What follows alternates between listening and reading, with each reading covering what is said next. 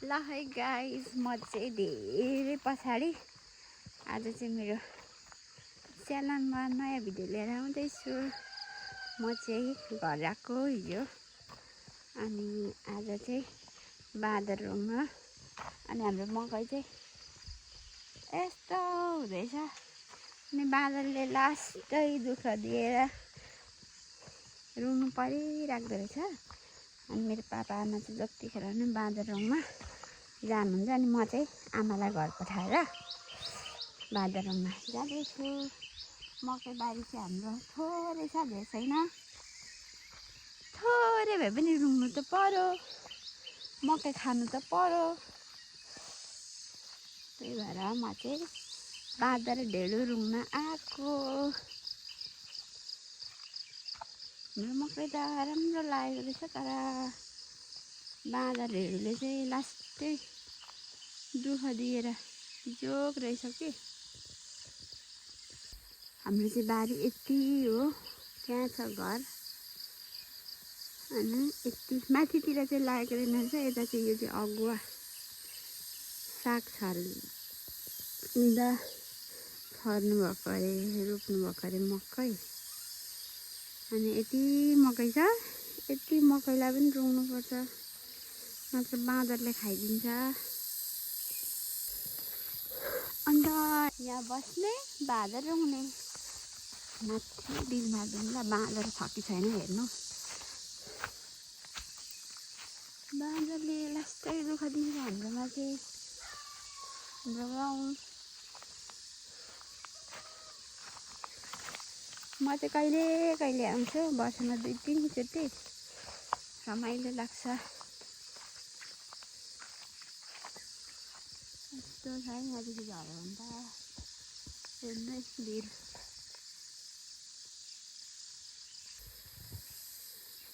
हेर्नु गाई भिडबाट तल रहेछ, हल्ला गरिरहेछ।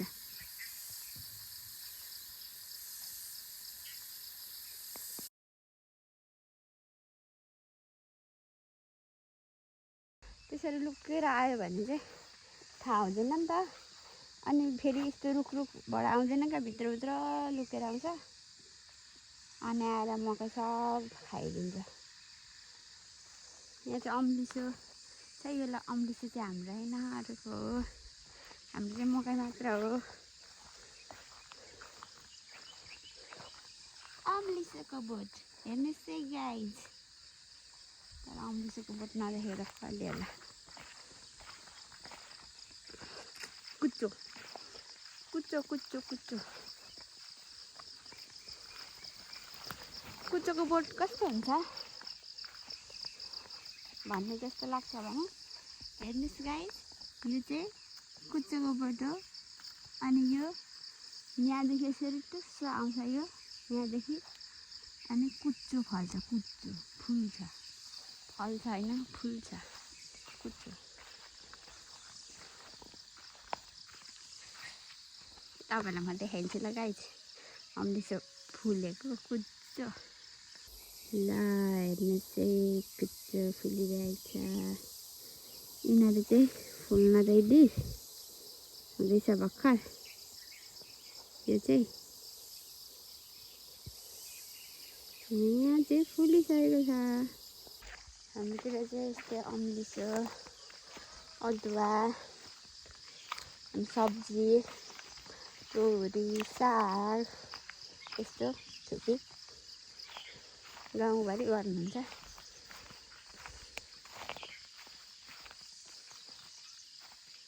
हाम्रो यहाँको खेतीबारी भनेको चाहिँ धान खेती, सागसब्जी, मकै यस्तै हो। मेरो गाउँमा चाहिँ यस्तै छ। हाम्रो पूजा घरमा छ अरे, भौली पूजा गर्न जाउँ न। पूजा हेर्नु एकछिन पूजा हेर्नु भन्दाखेरि उत्तर पाउँ न। भाउजू अब यहाँ रुनुहुन्छ, म चाहिँ पूजा हेर्नु जान्छु। भाउजू मकैको ल, म आएपछि मकै ल बोल्नु न हौ। हाम्रो त फर्सी पनि छ, यसलाई भन्छ सिम्बली। अनि सिम्बली तर मिठो हुन्छ। आमा पूजा सुरु भयो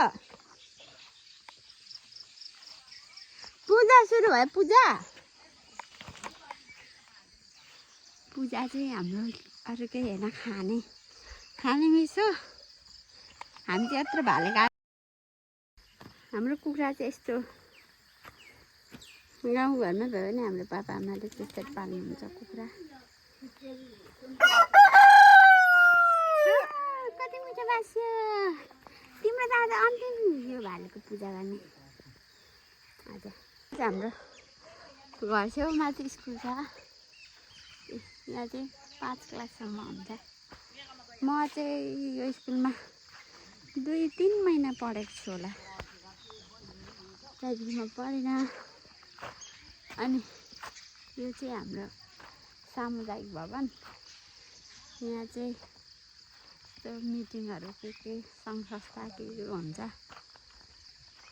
बहिनीले यो भवन बना हो हामीलाई यस्तै लागिरहेछ यहाँ चाहिँ हेर्नु त गाइस कत्रो छ बरपिपाल यो बरपिपाल देखेर मलाई भागेर बरपिपाल भन्ने गीत याद आउँछ जहिले देख्छु तहिले याद आउँछ आँप छ हामीसँग आज हामी आँपको अचार पनि बनाउँछौँ भाउजू र मेरो सल्लाह छ कुखुरालाई चाहिँ अब धुएर सफा बनाएर जिउँदै धुएर सफा बनाएर अब के गर्नु त छोरी अनि भरे काटी खाने पूजा गर्न केही चाहिँदैन रहेछ तर म यो काटेको चाहिँ हेर्न सक्दिनँ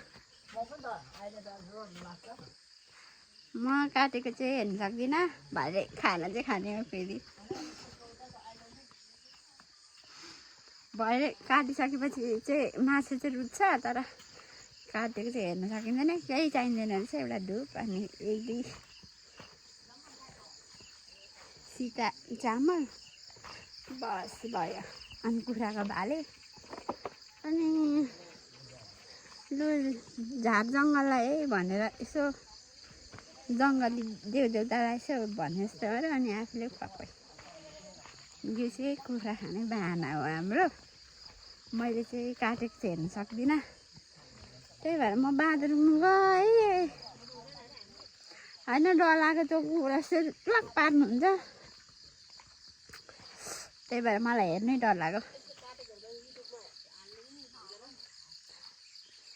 ल गाइस हाम्रो चाहिँ पूजा सकिएछ अब चाहिँ भाले चाहिँ बनाउनु पर्छ नि त पापाले बनाउनुहुन्छ भालेको मासु खाइन्छ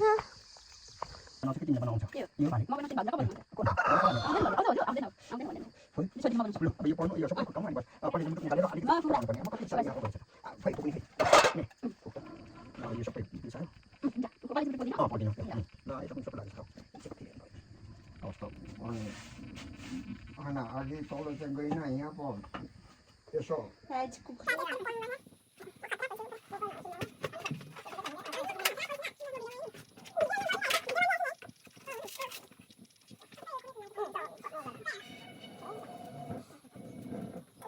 भर्खर बल्दैछ हेर्नु गाइस म बोल्दैछु यो अगाडि खुन रोकिस् भनेर अनि चाहिँ खुट्टा अन्त यो 2 केजी भन्दा धेरै नि बोक्न अप्ठ्यारो छ ओके यत्रो छिटेको छ नि के त बढी भयो यो कति पर्छ आमा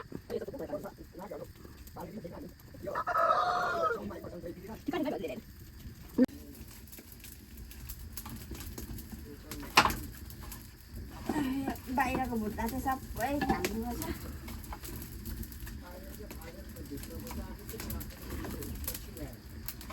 धेरै नराख्ने थोरै राख्नु हुन्छ चिम्बाले चाहिँ बेस्ट हुन्छ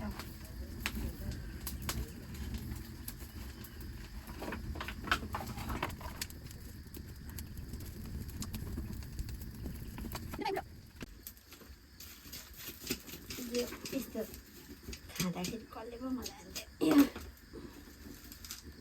यस्तो कुखुरा कुखुराको के खाएको भन्दा यहाँ त मजाले निकालेको खुट्टाको तेल नि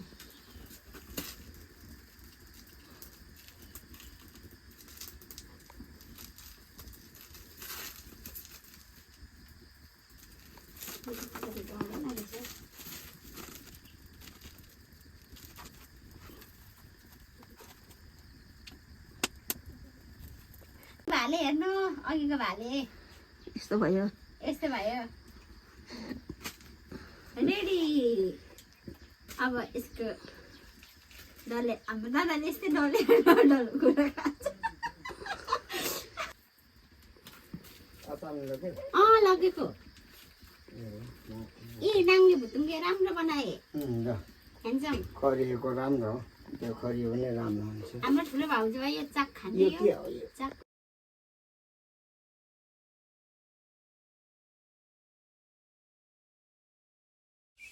कुखुरा चाहिँ काटेर पापाले रेडी गरिदिइसक्नुभयो अब यो चाहिँ हाम्रो वाचिपा बनाउने अनि त्यसपछि यताको चाहिँ मासु कट गरिदिनु भएको छ भरे सब्जीलाई अहिले चाहिँ हामी वाचिपा पकाएर खाने दाइ गाई हामी वाचिपा पकाउँछौँ ल अब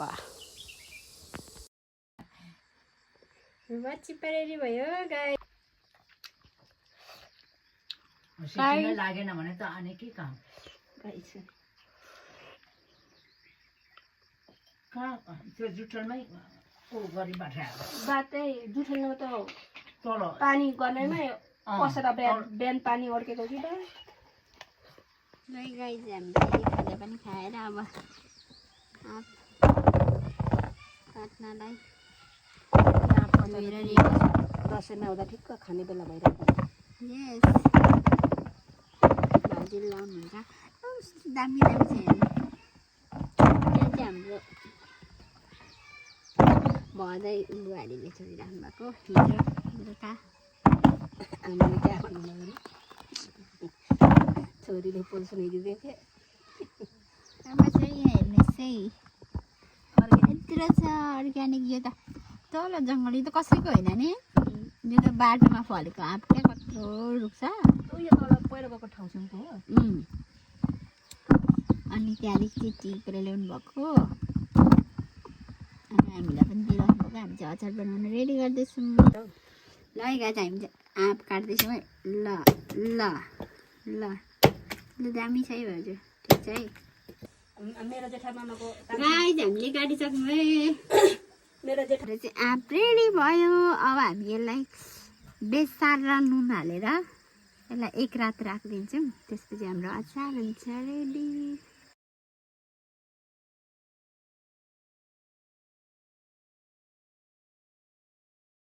गाइस हामीले आँप चाहिँ मजाले यसरी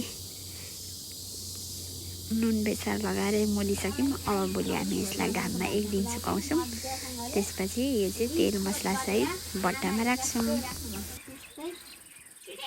पारेको बनाउनु पर्यो नि त नत्र आमा रिसाउँछु फेरि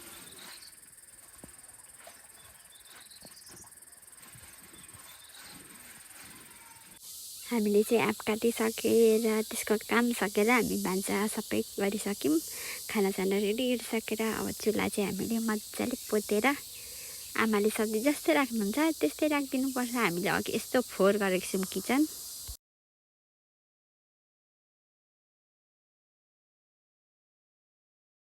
गाइस हामी चाहिँ खाना खाएर अब गयौँ है बारीतिर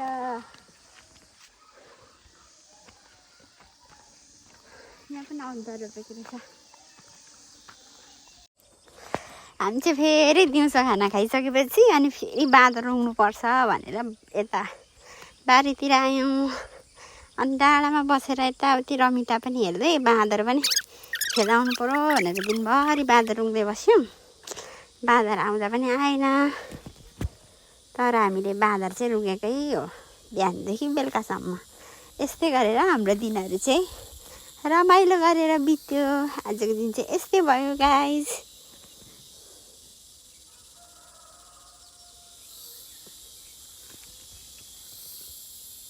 सुन्नुहोस् है गाइस झ्याउखुरी कराएको जङ्गलमा यसरी कराउँछ झ्याउकुरी।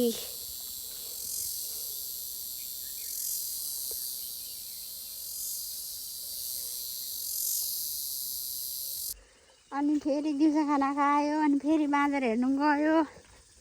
अनि पापामा चाहिँ जानुभयो। हामी चाहिँ फेरि भाउजू र म चाहिँ बाँदर हेर्दैछौँ। आएको छैन है तर देखेको छैन मैले बाँदर आज।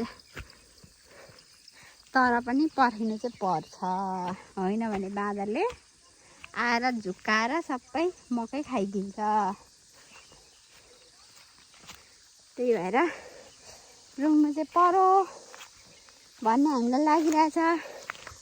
अघि हामीले त्यहाँ माथि फोटो खिच्दैछौँ होइन, अहिले त्यहाँ जानुपर्ने।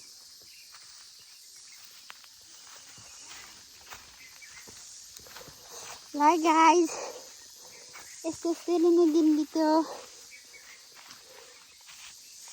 हाम्रो चाहिँ। अब यहाँ बस्नु चाहिँ राम्रो छ, निकै परेको चौतारामा मजाले बसिन्छ। अनि दिनभरि बाबा रुङ्गिन्छ अब बेलुकासम्म।